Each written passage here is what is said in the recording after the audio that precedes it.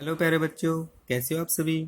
प्यारे बच्चों, पिछले वीडियो में हमने कक्षा 11वीं के जो पहला लेसन है नमक का दुरोगा उसके अभ्यास के प्रश्न किए थे 1, 2 और 3। तो आज के वीडियो में हम उससे आगे के जो प्रश्न हैं 3 क्वेश्चन उनको करेंगे 4, 5 और 6। तो आइए शुरू करते हैं। प्रश्न नंबर 4। तो निम्न पंक्तियों को ध्यान से पढ़ना है। ये एक पद्यांश गद्यांश इसमें दिया गया है पाठ से, और उसको हमने पहले पढ़ना है, फिर इसमें से कुछ क्वेश्चन पूछे जाएंगे हमारे से। कहते हैं ये उस समय की बात है कि जब हमारे जो पाठ के नायक हैं वंशीधर को नौकरी की खोज में जाते हैं और उनके पिता वृद्ध मुंशी उनको समझाते हैं कि नौकरी किस प्रकार की होनी चाहिए। तो ये बताते हैं कि नौकरी में ओहदे की ओर ध्यान मत देना, भाई पद कैसा है उसकी तरफ ध्यान नहीं देना। यह तो एक पीर की मजारा है, यह तो सिर्फ पूजने की चीज होती है। पद तो असली जो निगाह चढ़ावे और चादर पर रखनी चाहिए। हमने असली जो ध्यान रखना चाहिए वो देखना चाहिए कि इसमें ऊपरी कमाई कितनी है। ऐसा काम ढूंढना जहां कुछ ऊपरी आय हो। उसके पिता उसको समझाते हैं कि ऐसा काम ढूंढना जिसमें आपको रिश्वत मिलती हो, ऊपरी कमाई हो। मासिक वेतन तो पूर्णमासी का चांद है जो एक दिन दिखाई देता है और घटते घटते लुप्त हो जाता है। वो बताते हैं कि जो एक महीने में एक तनख्वाह मिलती है महीने के बाद में कर्मचारी को, वो तो इस तरीके से जिस प्रकार से एक महीने में चंद्रमा पूरा दिखाई देता है पूर्णमासी को, और उसके बाद क्या हो जाता है, घटता घटता घटता घटता बिल्कुल खत्म हो जाता है अमावस्या के दिन। उसी प्रकार से कर्मचारी की तनख्वाह भी एक बार तो पूरी दिखाई देती है पर एक दिन तो, लेकिन उसके बाद फिर वो धीरे धीरे घटनी शुरू हो जाती है। इसलिए उसके पिता कहते हैं कि ऊपरी आय जिस नौकरी से मिलती हो ऐसी नौकरी की कोशिश करना। ऊपरी आय बहता हुआ स्रोत है। ऊपरी आय तो एक लगातार बहता हुआ स्रोत है जिससे प्यास सदैव बुझती है। वो ऊपरी आय हर रोज मिलेगी। रिश्वत तो हर में मिलेगी, आज 100 रुपये मिलेगी, कभी 200, कभी 1000। तो उस वो तनख्वाह की तरह नहीं होता, तनख्वाह तो एक बार मिलती है। वेतन मनुष्य देता है, इसी से उसमें वृद्धि नहीं होती। उसके पिता उसको समझाते हैं कि वेतन से आदमी की वृद्धि नहीं होगी। क्यों? वृद्धि किससे होगी? वृद्धि होगी रिश्वत से। ऊपरी आमदनी ईश्वर देता है, इसी से उसकी बरकत होती है। बरकत का मतलब क्या है? घर में खुशहाली आती है। तुम स्वयं विद्वान हो, तुम्हें क्या समझाऊं। उसके पिता कहते हैं कि भाई देख, तुम्हें सारा पता है, तुम्हें क्या समझाऊं, तुम समझदार हो। तो ये उसके पिता समझाते हैं किसके? वंशीधर के। क्या नाम है उनका? वृद्ध मुंशी। तो यही पहला क्वेश्चन हमारे से पूछा गया है कि यह किसकी उक्ति है। उक्ति का मतलब यह किसने कही ये बातें।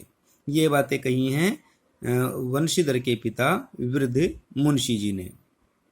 प्रश्न नंबर 6 है इसी में कि मासिक वेतन को पूर्णमासी का चांद क्यों कहा गया है। क्यों कहा गया है कि जिस प्रकार से मासिक वेतन क्या होता है? एक महीने में जो तनख्वाह मिलती है। तो एक महीने में एक बार तनख्वाह मिलती है, 1 तारीख को तनख्वाह मिली और 1, 2, 3, 4 घटते घटते घटते घटते और वे 30 तारीख तक बिल्कुल खत्म हो जाती है, बल्कि उससे पहले ही खत्म हो जाती है। तो उसी प्रकार से चंद्रमा जैसे होता है, पूर्णमासी को तो पूरा दिखाई देता है लेकिन धीरे धीरे वो घटना शुरू हो जाता है। तो इसलिए उसको मासिक वेतन को पूर्णमासी का चांद कहा है। दोनों धीरे धीरे घटते घटते एकदम समाप्त हो जाते हैं। तो आगे है कि गए क्वेश्चन कि क्या आप एक पिता के इस वक्तव्य से सहमत हैं। ये जो बातें इसमें बताई है वो एक पिता ने कही हैं और वो पिता का नाम है वृद्ध मुंशी, और वो किसके पिता हैं? वंशीधर के पिता हैं। तो प्रश्न ये पूछा गया है कि एक पिता को इस प्रकार की बात कहनी चाहिए या नहीं कहनी चाहिए। और ये जब हम इसको पढ़ते हैं तो हमें पता चलता है कि एक पिता के रूप में इस तरह की बातें अपने बेटे को उनको नहीं कहनी चाहिए थी। क्यों? क्योंकि इसमें हम देखते हैं कि वो साफ साफ अपने बेटे को रिश्वत खोरी के लिए उसको तैयार करते हैं। उसको ये कहते हैं कि कोई भी नौकरी करे तो उसमें रिश्वतखोरी जरूर होनी चाहिए, ऊपरी आय जरूर होनी चाहिए। अब आप सोचिए कि रिश्वतखोरी एक सामाजिक और एक कानूनन जुर्म है, तो उस जुर्म को बढ़ावा देने की बात है। तो जब सभी लोग रिश्वतखोरी करने लग जाएंगे तो काम कैसे चलेगा, देश का भला कैसे होगा। ठीक है, भ्रष्टाचार है वो तो एक तरीके से। तो एक पिता के रूप में उनको ऐसी बातें नहीं कहनी चाहिए थी।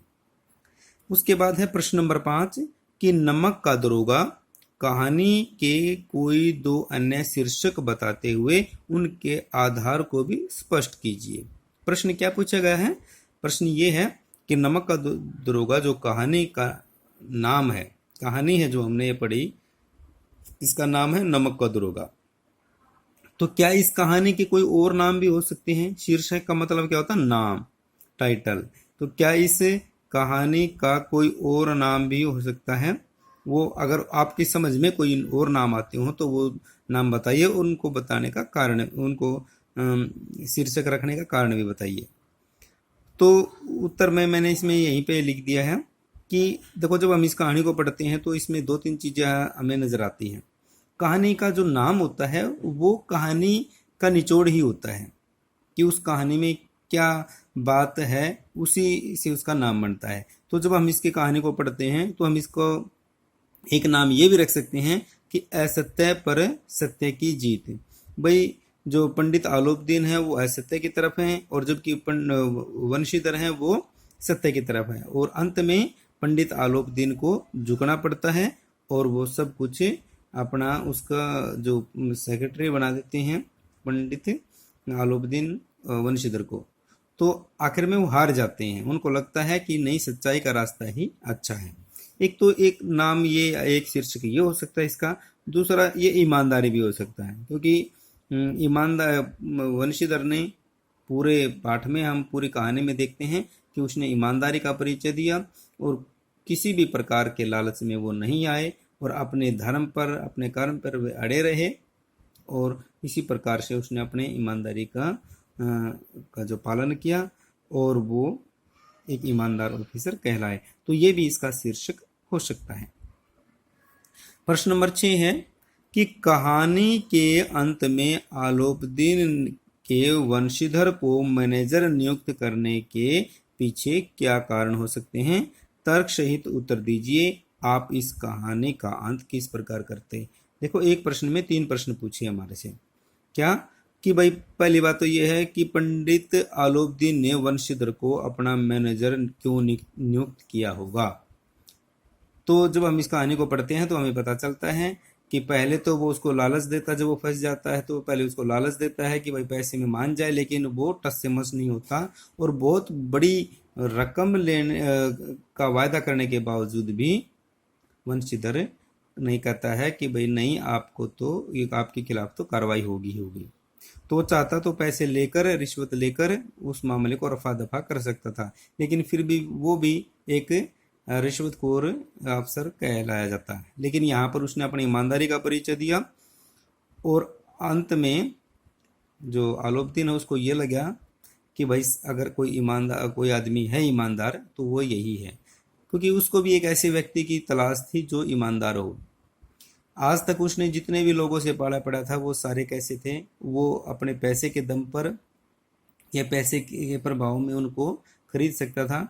तो कोई भी ऐसा आदमी नहीं था जिस पे वो विश्वास कर सके। हालांकि उन्होंने उसका काम जरूर आए वो लोग, लेकिन फिर भी उन पर उसका विश्वास नहीं था, क्योंकि आज जब वो सोचता था जब मैं इनको पैसे के लालच दे सकता हूँ तो कोई और आदमी भी देकर इनको अपनी तरफ खरीद सकता है। तो इसलिए उसको लगा कि भाई वंशीधर को कोई आदमी पैसे का लालच देकर नहीं खरीद सकता, इसलिए मेरा मैनेजर नियुक्त होने का अधिकार इसी को है और मैं इसी को अपना मैनेजर बनाऊंगा। ये तो उसका कारण था।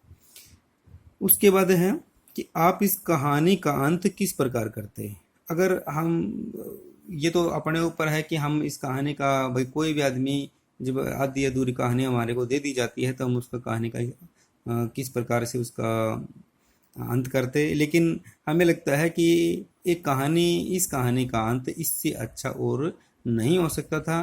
तो इसमें हम यही कहेंगे कि हम भी इस कहानी का अंत इसी प्रकार से करते। ठीक है, कोई और दूसरा अच्छा सा कोई सुझाव कोई नहीं हो सकता था, क्योंकि इससे बढ़िया क्या होता है कि जब वो खुद आलोपदीन उसके सामने आकर नतमस्तक हो जाता है और उसको अपना स्थायी मैनेजर नियुक्त कर देता है। ठीक है, तो प्यारे बच्चों, ये 3 क्वेश्चन थे। 3 क्वेश्चन आपको पहले करवाए थे, तो अपना कॉपी में अपना होमवर्क कीजिए, इनको अच्छे से समझिए और कोई भी चीज़ समझ में नहीं आती तो आप कमेंट जो सेशन है उसमें आप जाकर कमेंट कर सकते हैं, पूछ सकते हैं, मैं आपके कमेंट का ज़रूर जवाब दूंगा।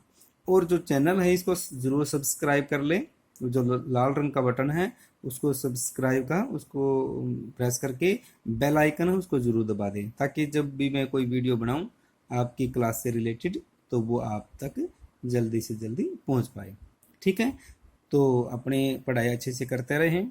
एक बार फिर आपके उज्जवल भविष्य के लिए बहुत बहुत शुभकामनाएं। धन्यवाद। जय हिंद, जय भारत।